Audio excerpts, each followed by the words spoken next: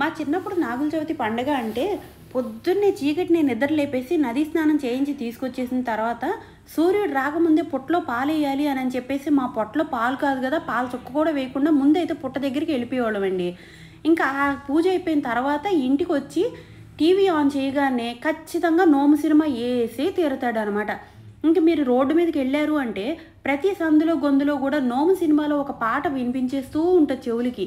ఆ పాట విన్నాకే అబ్బా ఈరోజు నాగుల చవితి అనమాట అన్న ఒక అనుభూతి మనసులో కూడా వచ్చేస్తుంది. అలాంటిది ఇప్పుడు ఏంటోనండి, ఎక్కడ పుట్టలే కనిపించలేదు నాకు. ఇంక నోము సినిమా పాట దాకా ఎందుకులేండి. పంపుల చెరువు గట్లంటాను పోస్టల్ కాలనీలో ఎక్కువగా ఉండేవి అనమాట మాకైతేని. ఇప్పుడు తవ్వేయడం వల్ల ఏమో కానీ అవి ఎక్కడ కనిపించట్లేదంట. అందుకని నేను డైరెక్ట్ సుబ్రహ్మణ్యేశ్వరుడు గుడికి వచ్చేసి అక్కడే పాలు గుడ్లు పెట్టేశాను అనమాట. అయితే ఈ నాగుల చవితి రోజునాడు కోసిన కూరగాయలు తినకూడదని చెప్పి మా అమ్మగారు ముద్దపప్పు చప్పిడిపప్పు వండుతారు. మీలో ఎంతమంది నమ్ముతారో కామెంట్ చేయండి.